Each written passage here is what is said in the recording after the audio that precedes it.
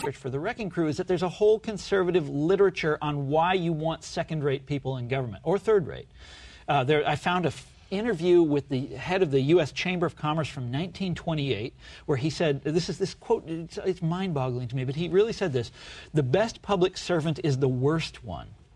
Okay? You want bad people in government. You want to deliberately staff government with second-rate people, because if you have good people in government, government will work, and then the public will learn to trust government, and then they'll hand over more power to it. So, and you don't want that, of course, if you're at the Chamber of Commerce. And I thought, when I first read this, that's a crazy idea. I can't believe that sentiment. And then I found it repeated again and again and again throughout the long history of the conservative movement. This is something they believe very deeply. It comes out of a definitive way of seeing things, right? Yeah, and that, yes, and we can summarize that very briefly. That's that the market is the universal principle of human civilization, and that government is a kind of interloper, if not a criminal gang. But we saw with this collapse and this bailout, we saw the failure of that, and yet there's no sense of contrition. What's amazing to me, and you wrote this, that the very people who brought us this decade of conservative failures, the party of Palin, Beck, Hannity, Abramoff, Rove, DeLay, Kristol, O'Reilly, just might stage a comeback. I think they might. I think there's a very strong chance of that. After only 11 months out of power because of the record? I mean, look, the stuff we've been talking about here today, the stuff in the Wrecking Crew, that's all forgotten. The financial crisis had that effect of that stuff is now down the memory hole. Do you really think they believe that unfettered capitalism, unregulated markets will deliver an ideal democracy and prosperity for everybody? No, I don't. I think that they believe that, and to some degree they're sincere in that belief. But the conservative movement in Washington, I'm not talking about grassroots voters in Kansas here. I'm talking about the conservative movement in Washington and the whole constellation of think tanks and lobby shops and not-for-profits and and newspapers and fundraisers and all of this stuff. They believe this is an industry. Okay, this is an industry that churns out this product.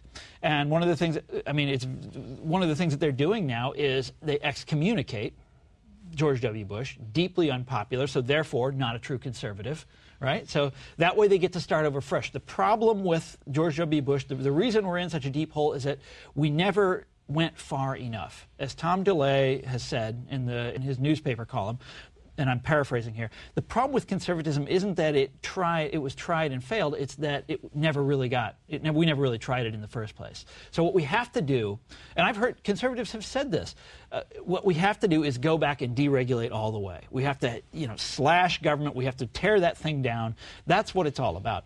And the amazing thing about this allows them to represent themselves as dissidents against the sort of established order in Washington, even though they ran the established order for years and years and years and years and years.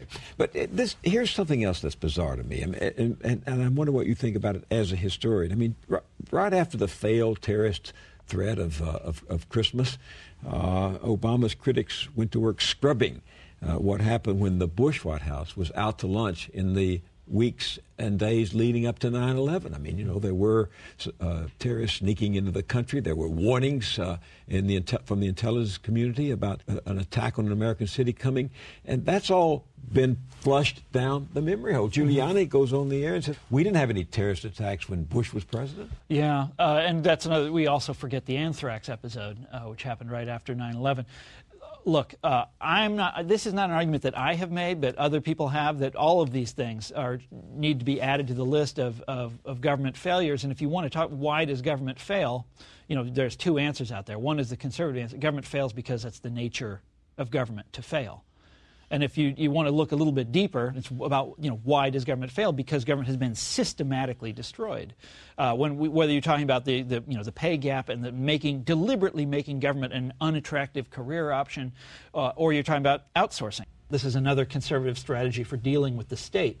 If you hate and despise government employees, and you understand them as, this unbelievable human wickedness, right? What do you do about them? Well, the answer is obvious. And at the same time, you believe in the market, and you believe that private industry does everything better, you outsource the federal workforce. Have we reached a stage where you make things bad enough that people despair, and then you manipulate their despair to your own advantage in the next election?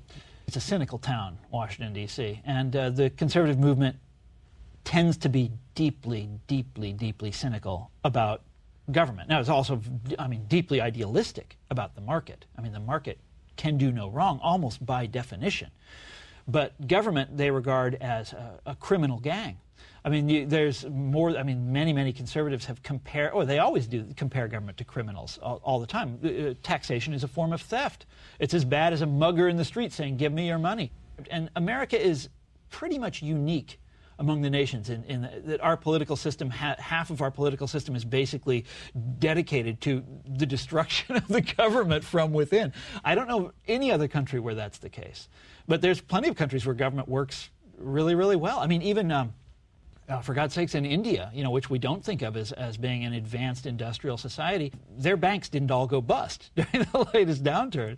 Now, why is that? Because their equivalent of the Federal Reserve was not, deregulating, stopping enforcement. They weren't doing any of those things. They were keeping a very tight lid on it. Government can work. It works all the time. You wrote What's the Matter with Kansas. Let me ask you to broaden that canvas and ask with the answer to the question, what's the matter with America that we tolerate all of this?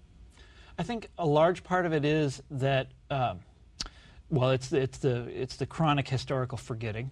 We just elected Barack Obama in this, he had quite a mandate, biggest majority of any president since Reagan.